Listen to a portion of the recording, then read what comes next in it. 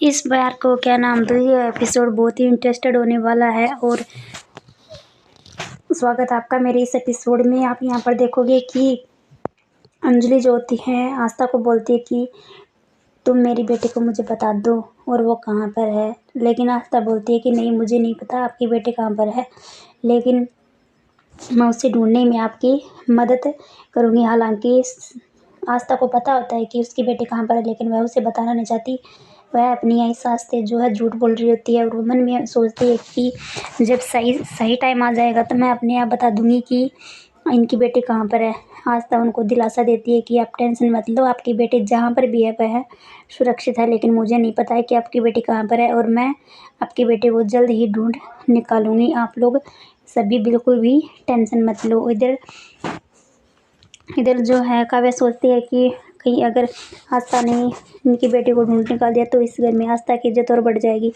इधर आप देखोगे कि आस्था जो होती है अपने घर पे जाती है और क्योंकि वहाँ पर उसके भाई का बर्थडे होता है और वह अपने भाई से बोलती है कि भैया पे बर्थडे, और वह उनको बताती है कि किसी को भी पता नहीं चलना चाहिए कि इनकी बेटी यहाँ पर है, नहीं तो इनका जीना और नरक बन जाएगा। और हम नहीं चाहते कि इस हालत में ये एक तो ऊपर प्रेग्नेंट है और इस हालत में हम इसे दुखी करें, लेकिन जब सही टाइम आएगा हम इसे सुरक्षित इसके घर पे पहुंचा देंगे या फिर इसको अपने घर में ही रख लेंगे और उनको बाद में बता देंगे। इधर आप देखो कि वह लड़का जो होता है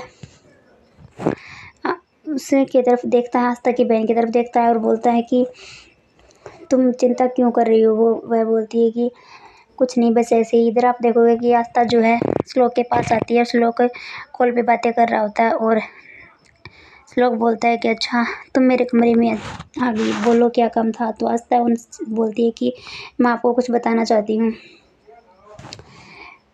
इधर आप देखोगे कि अंजलि जो होती है वो बहुत ज़्यादा टेंशन में आ जाती है और वह सोचती रहती है कि पता नहीं मेरी बेटी कहाँ पर होगी, किस हाल में होगी। किसी ने भी मेरी बेटी का अभी तक कोई पता नहीं चलने दिया।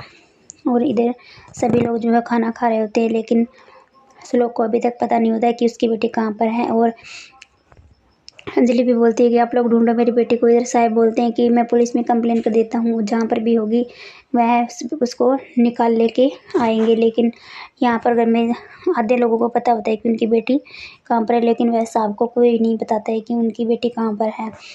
और आस्था जो है श्लोक को बता देती है कि उनकी बहन जो है मिल चुकी है, लेकिन वही अभी सही सलामत है, लेकिन वह इस घर में अभी नहीं आना चाहती क्योंकि ऊपर से वह प्रेग्नेंट है और वह इस घर में आएगी तो उसकी सेहत के लिए बहुत हानिकारक होगा। इस बार तो वो बच चुकी है, लेकिन अगली बार उसके साथ कुछ भी ऐसा हुआ, उसे टेंशन हुई तो डॉक्टर ने बोला है कि उसकी जान भी चली जा सकती है। तो साहिब जो है बहुत ज़्यादा खुश हो जाते हैं आस्था को लेकर के।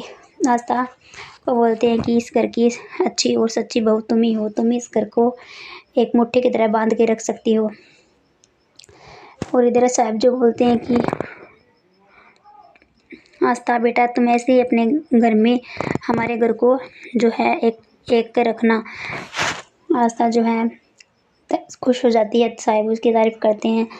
और इधर आप देखोगे कि आस्था के भाई जो हैं आस्था को बोलता है कि तुम्हें पता था तो तुमने हम सबको बताया क्यों नहीं। लेकिन आस्था बोलती है कि मैंने इसलिए नहीं बताया क्योंकि वह एक तो प्रेग्नेंट है और उसको ये पता चलेगा तो घर वाले सभी जो उसको यहाँ पर लेके आएंगे फिर वे उससे कांस करेंगे और उसका जीवन जो है नरक में डाल देंगे। इसलिए मैंने सोचा कि उनको ना बताना ही बेहतर है, इसलिए मैंने ना बताना ही उचित समझा।